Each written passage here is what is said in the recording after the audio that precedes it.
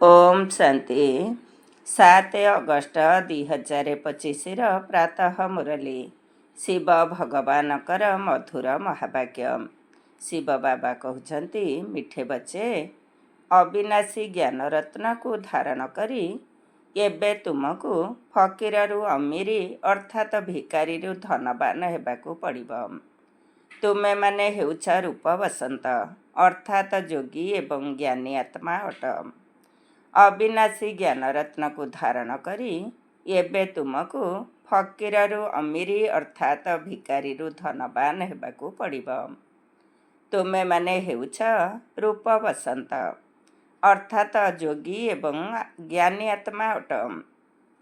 ଆଜିର ପ୍ରଶ୍ନ, କେଉଁ ଶୁଭ ଭାବନା ରଖି ପୁରୁଷାର୍ଥରେ ସର୍ବଦା ତତ୍ପର ରହିବାକୁ ହେବ? କେଉଁ ଶୁଭ ଭାବନା ରଖି ପୁରୁଷାର୍ଥରେ ସର୍ବଦା ତତ୍ପର ରହିବାକୁ ହେବ? ଉତ୍ତର, ସର୍ବଦା ଏହି ଶୁଭ ଭାବନା ରଖିବାକୁ ହେବ ଯେ ମୁଁ ଆତ୍ମା ଶତପ୍ରଧାନ ଥିଲି। ମୁଁ ହିଁ ବାବାଙ୍କଠାରୁ ଶକ୍ତି ରୂପୀ ସମ୍ପତ୍ତି ନେଇଥିଲି, ଏବେ ପୁନର୍ବାର ନେଉଛି। ଏହି ଶୁଭ ଭାବନା ରଖି ପୁରୁଷାର୍ଥ କରି ଶତପ୍ରଧାନ ହେବାକୁ ପଡ଼ିବ। ଏପରି ଭାବିବା ଉଚିତ ନୁହେଁ ଯେ ସମସ୍ତେ କ'ଣ ଶତପ୍ରଧାନ ହୋଇପାରିବେ। ନା, ୟାଦର ଯାତ୍ରାରେ ରହିବା ପାଇଁ ପୁରୁଷାର୍ଥ କରିବାକୁ ହେବ। ସେବା ଆଧାରରେ ବାବାଙ୍କଠାରୁ ଶକ୍ତି ନେବାକୁ ହେବ। ଗୀତ। ଇସି ପାପ କି ଦୁନିଆ ସେ ଲେ ଚଲ ପ୍ରଭୁ। ଓମ୍ ଶାନ୍ତି। ଏହା ହେଉଛି ପାଠପଢ଼ା।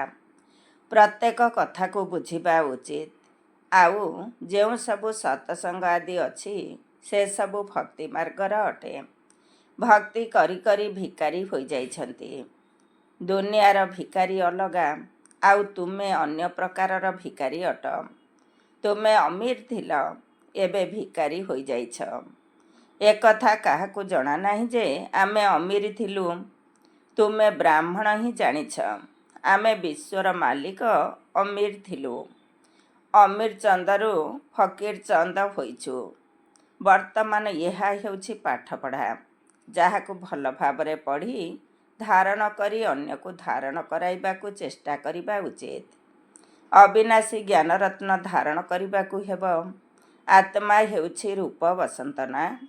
ଆତ୍ମା ହିଁ ଧାରଣ କରୁଛି। ଶରୀର ତ ବିନାଶୀ ଅଟେ। ଯେଉଁ ଜିନିଷ କାମର ଯୋଗ୍ୟ ନୁହେଁ ତାକୁ ଜଳାଇ ଦିଆଯାଇଥାଏ। ଶରୀର ମଧ୍ୟ ଯେତେବେଳେ କୌଣସି କାମର ନ ରୁହେ ତାକୁ ନିଆଁରେ ଜଳା ଯାଇଥାଏ। ଆତ୍ମାକୁ ତ ଜଳାଉ ନାହାନ୍ତି। ଆମେ ହେଉଛୁ ଆତ୍ମା। ଯେବେଠାରୁ ରାବଣ ରାଜ୍ୟ ଆରମ୍ଭ ହୋଇଛି ସେବେଠାରୁ ମନୁଷ୍ୟ ଦେହ ଅଭିମାନରେ ଆସିଯାଇଛି। ମୁଁ ହେଉଛି ଶରୀର, ଏହା ପକ୍କା ନିଶ୍ଚୟ ହୋଇଯାଇଛି। ଆତ୍ମା ତ ହେଉଛି ଅମର। ଅମରନାଥ ବାବା ଆସି ଆତ୍ମାମାନଙ୍କୁ ଅମର କରାଉଛନ୍ତି। ସେଠାରେ ତ ଠିକ୍ ସମୟରେ ନିଜ ଇଚ୍ଛାରେ ଗୋଟିଏ ଶରୀର ଛାଡ଼ି ଆଉ ଗୋଟିଏ ନେବେ। କାହିଁକି ନା ଆତ୍ମା ମାଲିକ ଅଟେ। ଯେବେ ଚାହିଁବ ଶରୀର ଛାଡ଼ିବ। ସେଠାରେ ଦୀର୍ଘାୟୁ ହୋଇଥାନ୍ତି। ସର୍ପର ଉଦାହରଣ ରହିଛି। ଏବେ ତୁମେ ଜାଣୁଛ, ଏହା ତୁମର ବହୁତ ଜନ୍ମର ଶେଷ ଜନ୍ମର ପୁରୁଣା ଶରୀର। ସମ୍ପୂର୍ଣ୍ଣ 84 ଜନ୍ମ ନେଇଛ। କାହାର 60-70 ଜନ୍ମ ମଧ୍ୟ ରହିଛି। କେହି ପୁଣି 50 ଜନ୍ମ ମଧ୍ୟ ନେଉଛନ୍ତି। ତ୍ରେତାରେ ନିଶ୍ଚୟ ଆୟୁ କିଛି ନା କିଛି କମ ହୋଇଯାଉଛି। ସତ୍ୟ ଯୁଗରେ ପୂର୍ଣ୍ଣ ଆୟୁଷ ରହିବ। ଏବେ ପୁରୁଷାର୍ଥ କରିବାକୁ ହେବ ଯେ ଆମେ ପ୍ରଥମେ ସତ୍ୟ ଯୁଗକୁ ଆସିବୁ। ସେଠାରେ ଶକ୍ତି ଭରି ହୋଇ ରହିଥିବାରୁ ଅକାଳ ମୃତ୍ୟୁ ହେବ ନାହିଁ। ଶକ୍ତି କମ ହୋଇଗଲେ ଆୟୁ ମଧ୍ୟ କମ ହୋଇଯାଉଛି। ଏବେ ବାବା ତାଙ୍କ ପରି ତୁମ ଆତ୍ମାକୁ ମଧ୍ୟ ଶକ୍ତିବାନ କରାଉଛନ୍ତି। ପ୍ରଥମତଃ ପବିତ୍ର ହୋଇ ବାବାଙ୍କ ସ୍ମୃତିରେ ରହିବାକୁ ହେବ। ତେବେ ଶକ୍ତି ମିଳିବ। ବାବାଙ୍କଠାରୁ ଶକ୍ତିରେ ସମ୍ପନ୍ନ ହେଉଛ। ପାପ ଆତ୍ମାମାନେ ତ ଶକ୍ତି ନେଇପାରିବେ ନାହିଁ। ପୂର୍ଣ୍ଣାତ୍ମା ହେଲେ ଶକ୍ତି ମିଳିଥାଏ। ଏହି ଖିଆଲ କର। ଆମ୍ଭମାନଙ୍କର ଆତ୍ମା ଶତପ୍ରଧାନ ଥିଲା। ସର୍ବଦା ଶୁଭ ଭାବନା ରଖିବା ଦରକାର। ଏପରି ନୁହେଁ ଯେ ସମସ୍ତେ ଶତପ୍ରଧାନ ହେବେ, କେହି ତ ସତ୍ୱ ମଧ୍ୟ ହେବେ ନା। ନିଜେ ବୁଝିବା ଦରକାର ଯେ ଆମେ ପ୍ରଥମେ ଶତପ୍ରଧାନ ଥିଲୁ, ନିଶ୍ଚୟ ଦ୍ୱାରା ହିଁ ଶତପ୍ରଧାନ ହେବୁ। ଏପରି ଭାବ ନାହିଁ ଯେ ଆମେ କିପରି ଶତପ୍ରଧାନ ହୋଇପାରିବୁ।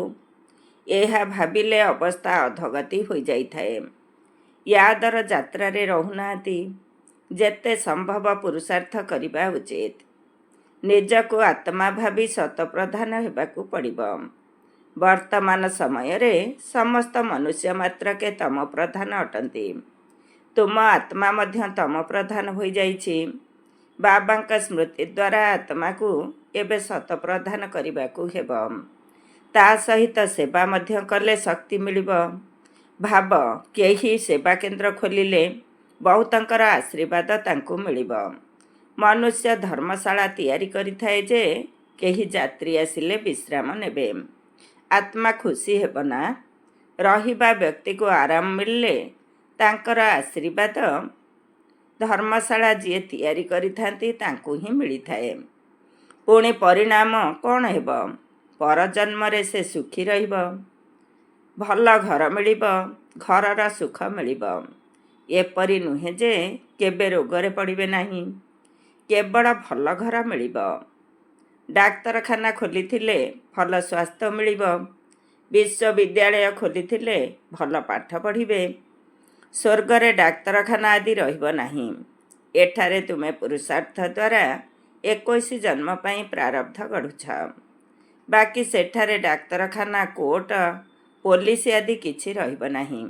ଏବେ ତୁମେ ସୁଖଧାମକୁ ଯାଉଛ। ସେଠାରେ ମନ୍ତ୍ରୀ ମଧ୍ୟ ରହିବେ ନାହିଁ। ସର୍ବୋଚ୍ଚ ହେଉଛନ୍ତି ସ୍ୱୟଂ ମହାରାଜା ମହାରାଣୀ। ସେମାନେ କ'ଣ ମନ୍ତ୍ରୀର ରାୟ ନେବେ? ରାୟ ସେତେବେଳେ ମିଳିଥାଏ ଯେବେ ନିର୍ବୁଦ୍ଧିଆ ହୋଇଯାଇଥାନ୍ତି, ବିକାରୀ ହୋଇଥାନ୍ତି।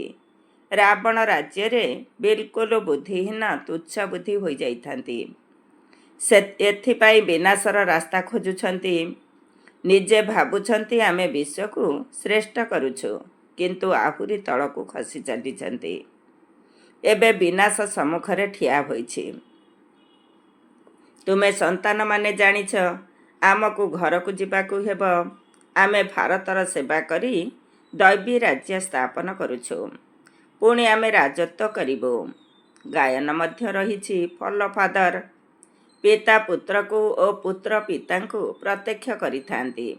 ପିଲାମାନେ ଜାଣିଛନ୍ତି ବର୍ତ୍ତମାନ ଶିବ ବାବା ବ୍ରହ୍ମାଙ୍କ ଶରୀରରେ ଆସି ଆମକୁ ପଢ଼ାଉଛନ୍ତି। ଏହିପରି ବୁଝାଇବା ଦରକାର। ଆମେ ବ୍ରହ୍ମାକୁ ଭଗବାନ ଅଥବା ଦେବତା ମାନୁନାହୁଁ। ଇଏ ତ ପତିତ ଥିଲେ, ବାବା ପତିତ ଶରୀରରେ ପ୍ରବେଶ କରିଛନ୍ତି। କଳ୍ପ ବୃକ୍ଷରେ ଦେଖ, ଉପର ଭାଗରେ ଚୁଟି ଛିଡ଼ା ହୋଇଛନ୍ତି ନା? ପତିତ ହୋଇଯାଇଛନ୍ତି, ପୁଣି ତଳେ ପାବନ ହେବା ପାଇଁ ତପସ୍ୟା କରୁଛନ୍ତି। ପରେ ଦେବତା ହେଉଛନ୍ତି।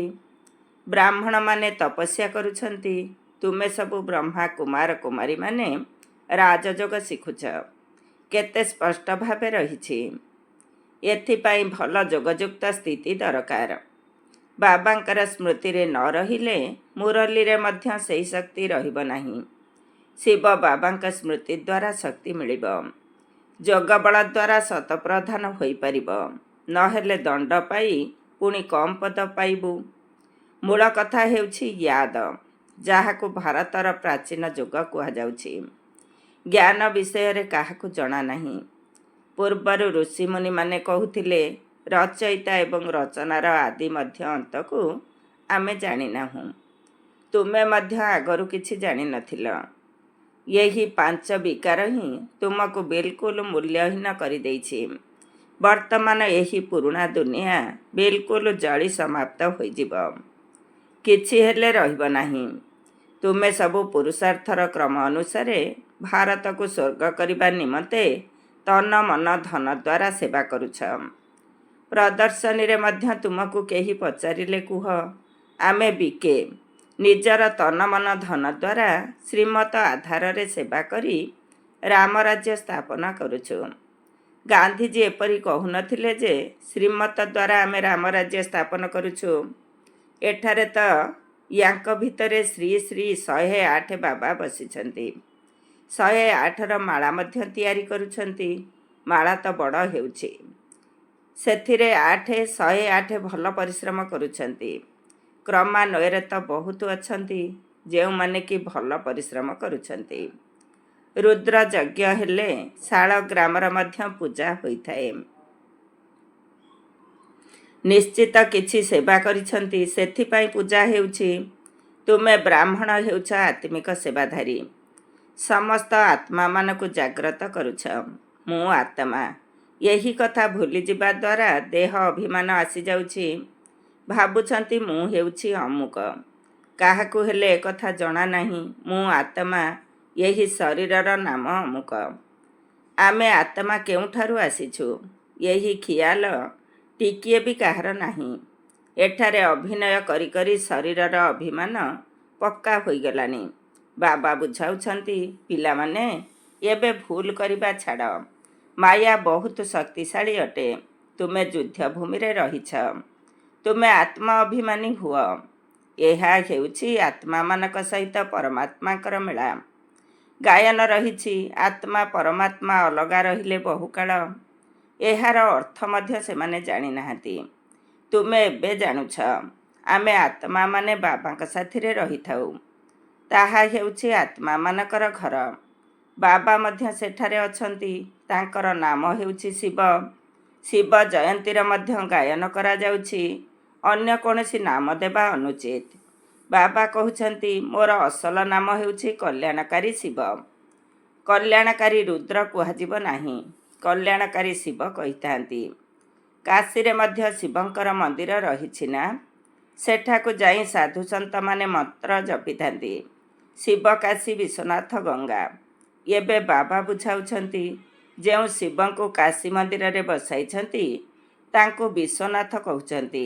ମୁଁ ତ ବାସ୍ତବରେ ବିଶ୍ୱନାଥ ନୁହେଁ।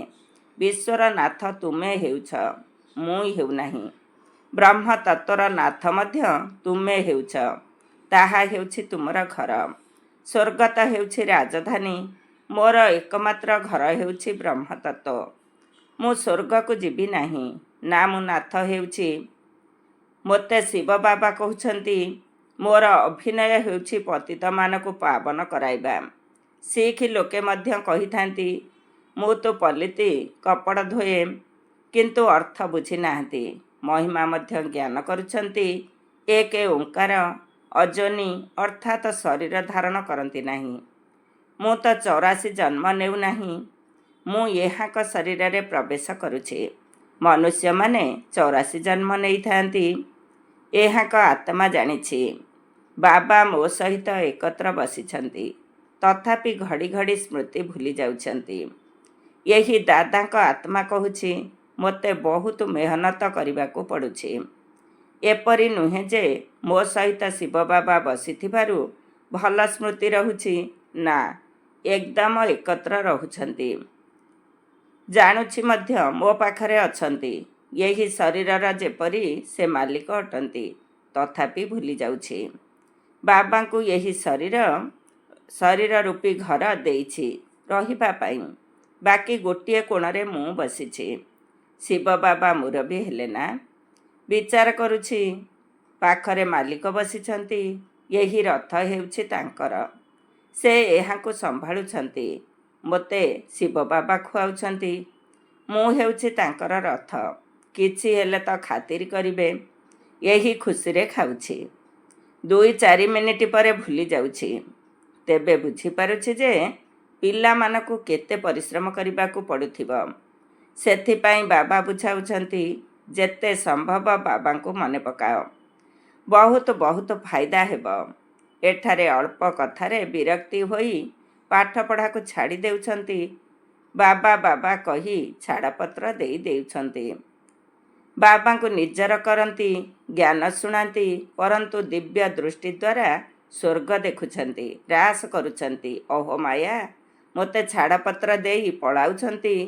ଯିଏ ବିଶ୍ୱର ମାଲିକ କରାଉଛନ୍ତି ତାଙ୍କୁ ଛାଡ଼ପତ୍ର ଦେଇ ଦେଉଛନ୍ତି। ବରିଷ୍ଠ ବରିଷ୍ଠ ଭାଇ ଭଉଣୀମାନେ ମଧ୍ୟ ଛାଡ଼ପତ୍ର ଦେଇ ଦେଉଛନ୍ତି। ଏବେ ତୁମକୁ ରାସ୍ତା ବତାଯାଉଛି। ଏପରି ନୁହେଁ ଯେ ହାତରେ ଧରି ନେଇଯିବେ। ଏହି ସ୍ଥୂଳ ଆଖିରେ ତ ଅନ୍ଧ ନୁହନ୍ତି। ହଁ, ଜ୍ଞାନର ତୃତୀୟ ନେତ୍ର ତୁମକୁ ମିଳୁଛି। ତୁମେ ସୃଷ୍ଟିର ଆଦି ମଧ୍ୟ ଅନ୍ତକୁ ଜାଣିଛ। ଏହି 84 ଚକ୍ର ବୁଦ୍ଧିରେ ଘୂରିବା ଦରକାର। ତୁମର ନାମ ହେଉଛି ସ୍ୱଦର୍ଶନ ଚକ୍ରଧାରୀ। ଏକେ ବାବାଙ୍କୁ ହିଁ ମନେ ପକାଇବାକୁ ହେବ। ଦ୍ୱିତୀୟ କାହାର ମଧ୍ୟ ୟାଦ ନ ରହୁ। ଅନ୍ତ ସମୟରେ ଏହି ଅବସ୍ଥା ରହୁ। ଯେପରି ସ୍ତ୍ରୀର ପୁରୁଷ ପ୍ରତି ସ୍ନେହ ରହିଥାଏ, ତାହା ହେଉଛି ଶାରୀରିକ ସ୍ନେହ। ଏଠାରେ ତୁମର ଆତ୍ମିକ ସ୍ନେହ ରହିଛି। ତୁମକୁ ଉଠିବା ବସିବା ସମୟରେ ପତିମାନଙ୍କର ପତି, ପିତାମାନଙ୍କର ପିତାଙ୍କୁ ମନେ ପକାଇବାକୁ ହେବ। ଦୁନିଆରେ ଏପରି ବହୁତ ଘର ରହିଛି ଯେଉଁଠି ସ୍ତ୍ରୀ ପୁରୁଷ ତଥା ପରିବାରରେ ସମସ୍ତେ ପରସ୍ପର ମଧ୍ୟରେ ବହୁତ ସ୍ନେହର ସହ ରହିଥାନ୍ତି। ଘର ଯେପରି ସ୍ୱର୍ଗ ହୋଇଥାଏ। 5-6 ପିଲା ଏକତ୍ର ରହିଥାନ୍ତି। ସକାଳୁ ଜଲ୍ଦି ଉଠି ପୂଜାରେ ବସିଥାନ୍ତି। କୌଣସି ଝଗଡ଼ା ଆଦି ଘରେ ହୋଇନଥାଏ। ଏକରସ ରହିଥାନ୍ତି। କେଉଁଠି ପୁଣି ଗୋଟିଏ ଘରେ କେହି ରାଧା ସ୍ୱାମୀଙ୍କର ଶିଷ୍ୟ ହୋଇଥିବେ ତ କେହି ପୁଣି ଧର୍ମକୁ ମାନୁନଥିବେ। ଅଳ୍ପ କଥାରେ ରାଗି ଯାଉଛନ୍ତି। ତେଣୁ ବାବା କହୁଛନ୍ତି, ଏହି ଅନ୍ତିମ ଜନ୍ମରେ ପୁରା ପୁରୁଷାର୍ଥ କରିବାକୁ ହେବ। ନିଜର ପଇସା ବି ସଫଳ କରି ନିଜର କଲ୍ୟାଣ କର। ତେବେ ଭାରତର ମଧ୍ୟ କଲ୍ୟାଣ ହେବ। ତୁମେ ଜାଣିଛ, ଆମେ ନିଜର ରାଜଧାନୀ ଶ୍ରୀମତ ଆଧାରରେ ପୁନର୍ବାର ସ୍ଥାପନ କରୁଛୁ। ବାବାଙ୍କ ସ୍ମୃତି ଦ୍ୱାରା ଏବଂ ସୃଷ୍ଟିର ଆଦି ମଧ୍ୟ ଅନ୍ତକୁ ଜାଣିବା ଦ୍ୱାରା ହିଁ ଆମେ ଚକ୍ରବର୍ତ୍ତୀ ରାଜା ହୋଇଯିବୁ। ପରେ ଖସିବା ଆରମ୍ଭ ହେବ। ଶେଷରେ ବାବାଙ୍କ ପାଖକୁ ଆସିଯିବେ। ଶ୍ରୀମତ ପାଳନ କଲେ ହିଁ ଉଚ୍ଚପଦ ପାଇବ। ବାବା କୌଣସି ଫାଶୀ ଉପରେ ଚଢ଼ାଉ ନାହାନ୍ତି। ପ୍ରଥମତଃ କହୁଛନ୍ତି ପବିତ୍ର ହୁଅ ଏବଂ ବାବାଙ୍କୁ ମନେ ପକାଅ। ସତ୍ୟ ଯୁଗରେ କେହି ପତିତ ରହିବେ ନାହିଁ। ଦେବୀ ଦେବତାମାନେ ମଧ୍ୟ ବହୁତ କମ୍ ରହିବେ। ପୁଣି ଧୀରେ ଧୀରେ ବୃଦ୍ଧି ହେବ। ଦେବତାମାନଙ୍କର ବୃକ୍ଷ ହେଉଛି ଛୋଟ। ପୁଣି କେତେ ବୃଦ୍ଧି ହୋଇଯାଉଛି। ଉପରୁ ଆତ୍ମା ସବୁ ଆସୁଛନ୍ତି। ଏହା ପୂର୍ବ ପ୍ରସ୍ତୁତ ଖେଳ। ଆଚ୍ଛା, ମିଠା ମିଠା ଶିଖିଲଧେ ସନ୍ତାନମାନଙ୍କ ପ୍ରତି ମାତା ପିତା ବାପଦାଦାଙ୍କର ମଧୁର ସ୍ନେହ ସମ୍ପନ୍ନ ଶୁଭେଚ୍ଛା ଏବଂ ସୁପ୍ରଭାତ। ଆତ୍ମିକ ପିତାଙ୍କର ଆତ୍ମିକ ସନ୍ତାନମାନଙ୍କୁ ନମସ୍ତେ। ଆମ ଆତ୍ମିକ ସନ୍ତାନମାନଙ୍କର ଆତ୍ମିକ ମାତା ପିତା ବାପଦାଦାଙ୍କୁ ନମସ୍ତେ ନମସ୍ତେ, ସୁପ୍ରଭାତ। ଓମ୍ ଶାନ୍ତି। ଧାରଣା ପାଇଁ ମୁଖ୍ୟ ସାର 1 ନମ୍ବର। ଆତ୍ମିକ ସେବାଧାରୀ ହୋଇ ଆତ୍ମାମାନଙ୍କୁ ଜାଗ୍ରତ କରାଇବାର ସେବା କରିବାକୁ ହେବ। ତନ ମନ ଧନ ଦ୍ୱାରା ସେବା କରି ଶ୍ରୀମତ ଆଧାରରେ ରାମରାଜ୍ୟ ସ୍ଥାପନ କରିବା ପାଇଁ ନିମିତ୍ତ ହେବାକୁ ପଡ଼ିବ। 2 ନମ୍ବର। ସ୍ୱଦର୍ଶନ ଚକ୍ରଧାରୀ ହୋଇ 84 ଜନ୍ମର ଚକ୍ରକୁ ବୁଦ୍ଧିରେ ଘୂରାଇବାକୁ ହେବ। ଏକମାତ୍ର ବାବାଙ୍କୁ ହିଁ ମନେ ପକାଇବାକୁ ହେବ। ବାବାଙ୍କ ବ୍ୟତୀତ ଅନ୍ୟ କାହାର ବି ସ୍ମୃତି ନ ରହୁ। କେବେ ବି କୌଣସି କଥାରେ ବିରକ୍ତ ହୋଇ ପାଠ ପଢ଼ାକୁ ଛାଡ଼ିବା ଅନୁଚିତ। ଆଜିର ବରଦାନ। ସଂଗଠନ ଭିତରେ ରହି ନିଜର ଲକ୍ଷ୍ୟ ଏବଂ ଲକ୍ଷଣକୁ ସମାନ କରୁଥିବା ସଦା ଶକ୍ତିଶାଳୀ ଆତ୍ମା ହୁଅ। ସଂଗଠନ ଭିତରେ ରହି ନିଜର ଲକ୍ଷ୍ୟ ଏବଂ ଲକ୍ଷଣକୁ ସମାନ କରୁଥିବା ସଦା ଶକ୍ତିଶାଳୀ ଆତ୍ମା ହୁଅ। ଡିଟେଲ୍ସ। ସଂଗଠନ ଭିତରେ ପରସ୍ପରକୁ ଦେଖି ଉମଙ୍ଗ ଉତ୍ସାହ ମଧ୍ୟ ଆସିଥାଏ ଏବଂ ଅବହେଳା ପଣିଆ ମଧ୍ୟ ଆସିଥାଏ। ଭାବନ୍ତି, ଇଏ ବି କରୁଛନ୍ତି, ମୁଁ ଯଦି କରିଲି କ'ଣ ଅସୁବିଧା ହେଲା? ସେଥିପାଇଁ ସଂଗଠନ ଠାରୁ ଶ୍ରେଷ୍ଠ ହେବାର ସହଯୋଗ ନିଅ। ପ୍ରତ୍ୟେକ କର୍ମ କରିବା ପୂର୍ବରୁ ଏହି ବିଶେଷ ଧ୍ୟାନ ଦିଅ ବା ଲକ୍ଷ୍ୟ ରଖ ଯେ ମୋତେ ନିଜକୁ ସମ୍ପନ୍ନ କରି ସାମ୍ପୁଲ ଅର୍ଥାତ୍ ଦୃଷ୍ଟାନ୍ତ ହେବାର ଅଛି। ମୁଁ ନିଜେ କରିବି ଏବଂ ଅନ୍ୟମାନଙ୍କୁ କରାଇବି। ପୁଣି ବାରମ୍ବାର ଏହି ଲକ୍ଷ୍ୟକୁ ବୁଦ୍ଧିରେ ଜାଗ୍ରତ କରୁଥାଅ। ଲକ୍ଷ୍ୟ ସହିତ ଲକ୍ଷଣକୁ ଯଦି ମିଶାଇ ଚାଲିଥିବ, ତେବେ ଶକ୍ତିଶାଳୀ ହୋଇଯିବ। ଆଜିର ସ୍ଲୋଗାନ।